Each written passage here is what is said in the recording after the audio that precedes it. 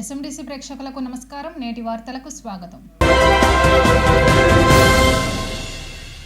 మంచిర్యాల గోదావరి నది తీరంలో శ్మశాన వాటిక నిర్మాణ పనులు శరవేగంగా జరుగుతున్నాయి.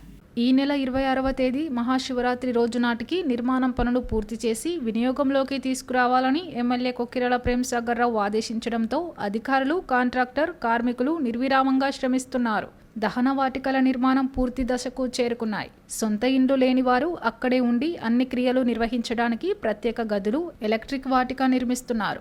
అన్నింటికీ సోలార్ సిస్టమ్ ద్వారా విద్యుత్ సౌకర్యం ఏర్పాటు చేస్తున్నారు. 2-3 రోజుల్లో సోలార్ పనులు చేపట్టనున్నారు. 20 ఫీట్ల రోడ్లు, ఉద్యానవనాన్ని తలపించే విధంగా పూల మొక్కలు, చెట్లు పెంచనున్నారు. ఇకపోతే శ్మశాన వాటిక మధ్యలో నిర్మిస్తున్న పెద్ద పరమశివుని విగ్రహం ప్రత్యేక ఆకర్షణీయంగా మారింది. చుట్టూ ప్రహరీ గోడ నిర్మించారు. లోతట్టుగా ఉన్న స్థలం ఎత్తు పెంచడానికి వందలాది లారీల మట్టి పోయించారు. మట్టి సేకరణలో అనేక అవాంతరాలు ఏర్పడగా ఎమ్మెల్యే చొరవతో మట్టి లభించి త్వరితగతిన నిర్మాణం జరగడానికి కారణమయ్యారు. జిల్లా కేంద్రమైన మంచిర్యాలలో ప్రభుత్వ పరంగా శ్మశాన వాటిక లేకపోవడం, గోదావరి ఒడ్డున ప్రైవేటు శ్మశాన వాటిక ఉన్న వర్షాకాలంలో నీట మునుగుతోంది. దీంతో అంత్యక్రియలకు ఇబ్బందులు ఏర్పడడంతో శ్మశాన వాటిక నిర్మిస్తామని ప్రేమ్సాగర్ రావు హామీ ఇచ్చారు. ప్రజల అభీష్టం మేరకు గోదావరి తీరంలోనే 4.5 ఎకరాల స్థలంలో సుమారు 12 కోట్ల వ్యయంతో నిర్మాణంకు అంకురార్పణ చేశారు. హైదరాబాద్లోని మహాప్రస్థానంను తలపించే విధంగా ఆధునిక సౌకర్యాలు కల్పిస్తున్నారు. ప్రతి వారం శ్మశాన వాటిక పనులను స్వయంగా పరిశీలిస్తూ ఎప్పటికప్పుడు అధికారులకు సూచనలు చేస్తూ సమస్యలు ఉంటే పరిష్కారం చూపారు. మరో 24 రోజుల్లో శ్మశాన వాటిక వినియోగంలోకి రానుండగా ఎమ్మెల్యే కోరిక నెరవేరనుంది. ఆర్థిక ఇబ్బందులతోనే సిసిసి నస్పూర్కు చెందిన గోనె సాయి కుమార్ అనే యువ ఆటో డ్రైవర్ ఆత్మహత్య చేసుకున్నారు.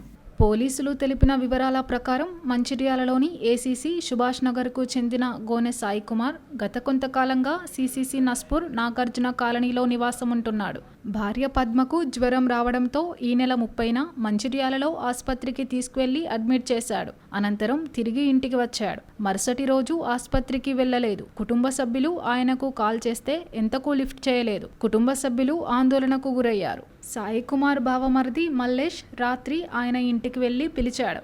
ఆయనకు అనుమానం వచ్చి ఇంటి కిటికీలో నుండి చూసేసరికి ఫ్యాన్కు ఉరివేసుకుని కనిపించడంతో వెంటనే పోలీసులకు సమాచారం అందించాడు. పోలీసులు ఘటనా స్థలానికి చేరుకొని మృతదేహాన్ని పరిశీలించి ఆత్మహత్యకు గల కారణాలను తెలుసుకున్నారు. శనివారం మృతదేహాన్ని మంచిర్యాల ప్రభుత్వ ఆసుపత్రికి తరలించారు. ఈ మేరకు బావమరిది మల్లేష్ ఇచ్చిన ఫిర్యాదు మేరకు కేసు నమోదు చేసుకుని దర్యాప్తు చేస్తున్నట్లు ఎస్ఐ సుగుణాకర్ తెలిపారు.